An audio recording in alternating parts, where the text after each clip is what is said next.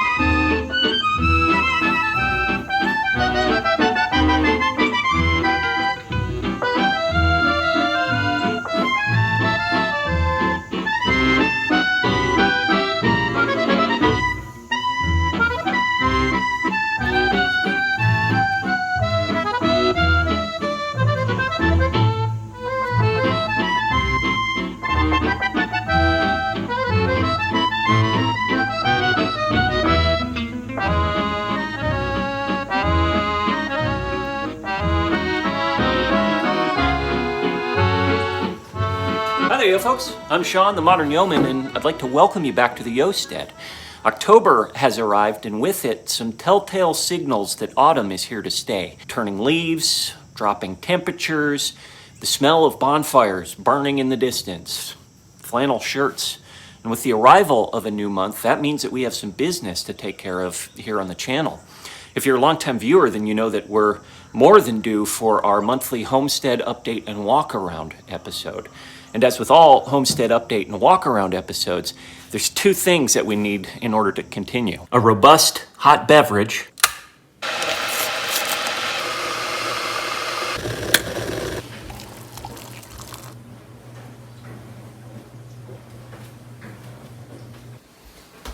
and a sturdy pair of boots.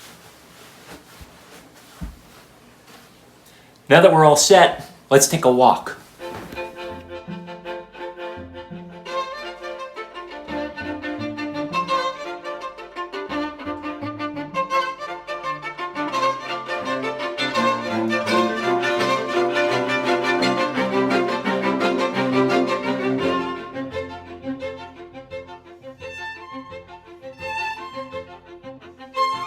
Over the past few weeks, I've become oddly enamored with buckwheat, a sentence I never thought I would ever say, specifically buckwheat used as a cover crop. And there's several reasons for this, which I'd like to get into, but to tackle the very first question that a lot of people ask me when I bring this up, why buckwheat in particular? Well, the answer is pretty straightforward. Buckwheat was literally the only thing in the seed store, that and some field peas, that day I went in there to buy some cover crop.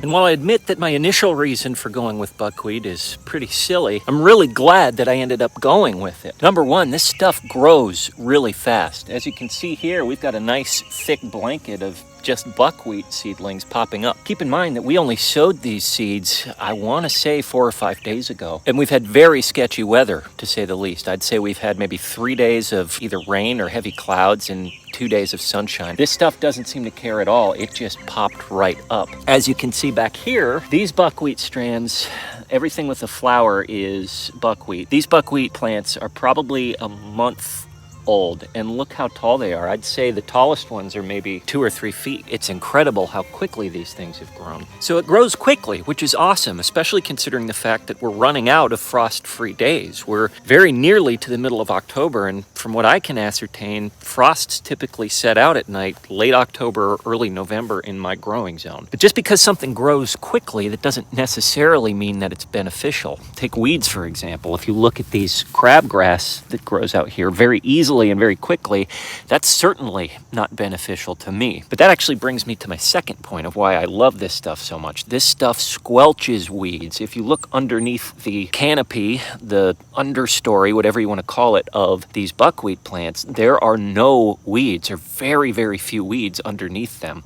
I mentioned this a little bit in the last video, but this has been probably my favorite aspect of these buckwheat. Weeds grow strongly. Weeds grow quickly. Weeds grow out of control, but so does the buckwheat. And the buckwheat's something I want in these beds for reasons that I'll get to in a second. But the fact that it is stronger and more robust than the weeds are is a huge plus for me. Now you might be wondering what's so beneficial about buckwheat. Well, a little bit of internet research has shown me that buckwheat is one of the crops that more advanced gardeners consider to be a green manure crop. In other words, it not only does it enrich the soil while it's growing, keep the soil busy, but once I either kill it or wait for it to die in the winter, it will enrich the soil and serve as a really good source of compost, nitrogen, phosphorus, when it's dead and laying in the soil or turned into the soil with tilling. Which actually reminds me that I'll probably need to start cutting this stuff back here soon, if not outright mowing it down. These have flowered out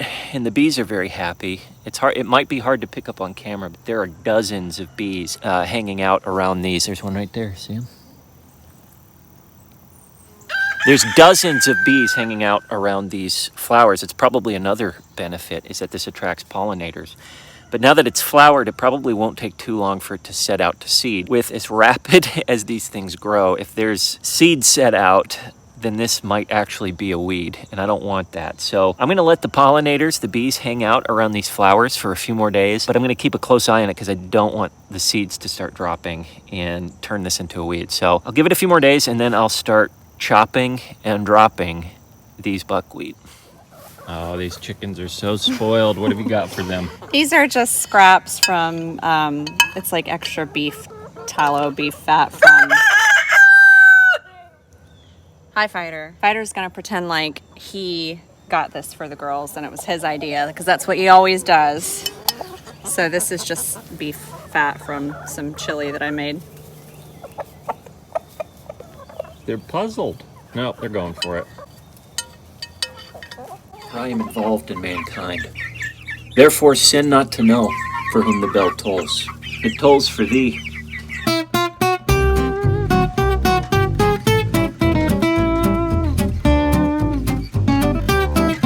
Well, the meat birds are very nearly 2 months old now, and their date with fate and the freezer very quickly approaches.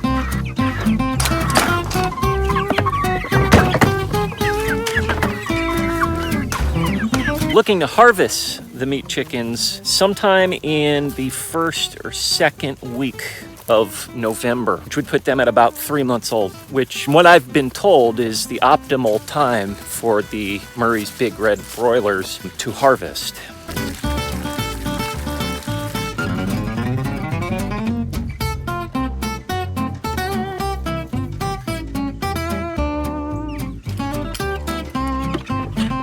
I have to admit I was a bit intimidated about raising meat birds to harvest before we actually went and made the decision to purchase them. But the whole process has been relatively easy. I move the tractor twice a day at this point. I feed them twice a day. I water them usually about once a day, maybe sometimes twice a day. And they're pretty content to just lay around and eat. There's not much to meat chickens. That being said, the harvest process is going to be a little bit more complicated. Holly and I have actually been able to participate in a few meat chicken processing days. I did one on Justin Rhodes' farm last October, so nearly a year now, and we were able to help out with some friends. They have their homestead, the highway homestead down the road. So we've done it a few times, and it's nothing novel or new to us, but we've never done it on our own homestead. So there is a little bit of concern around whether or not we'll have everything ready, but I think once we get things going, it'll probably be pretty straightforward. I have most of the gear that I think I'll need for the actual harvest. I've got the plucker, I've got the outdoor sink, I've got one killing cone. I'm still waiting on another killing cone. I've got the knives, the cutting knives, and I'm still waiting on a few more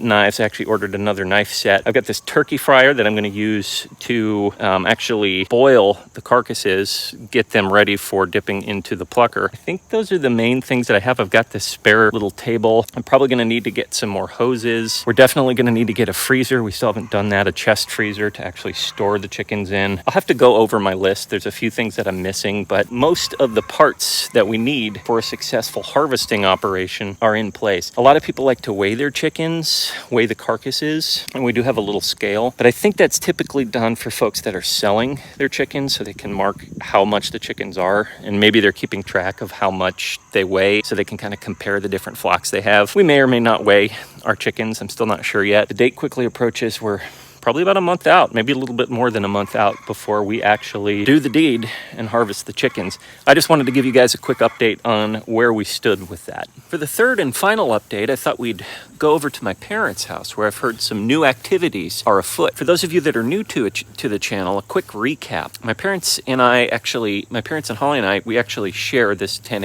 11 acre homestead, and they are living in a mobile home that they've been fixing up since they moved onto the property about a year ago. That's a process that we've recorded in several videos. I'll include a link to the renovation playlist above my left shoulder. I'd encourage you to check it out, especially if you're interested in renovation and rehab projects, things like that. Needless to say, it's been a little while since we've checked in and seen how things are going with the renovation project, but I think some new things are afoot, so let's go see what's happening.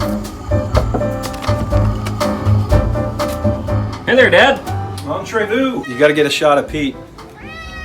Pete's very excited about everything. That's right. We've spent most of the summer working on, stuff on the outside. Now that things are cooling down, less emphasis on what's going on outside and more emphasis Shifting back indoors. Yeah. In all reality, there's hardly a space where we don't have something planned. Whether it's the walls, the floors, cabinets, the counters, we've got something planned for pretty much everything in here. Talked to a guy about kitchen cabinets today. One of the upsides of having a small house in a small kitchen is you don't have to pump in a gazillion dollars to get new cabinets.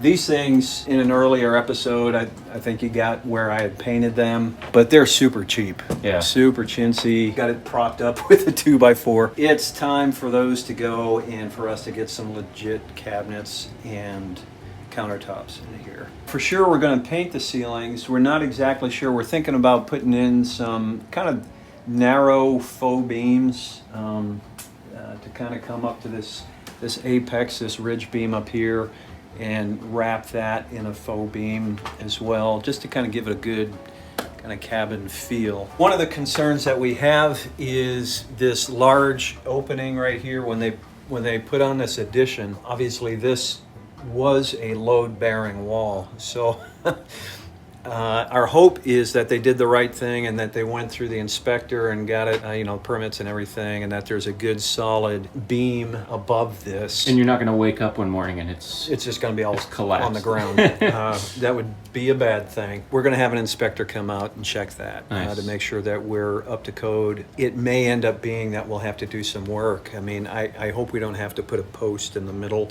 Yeah.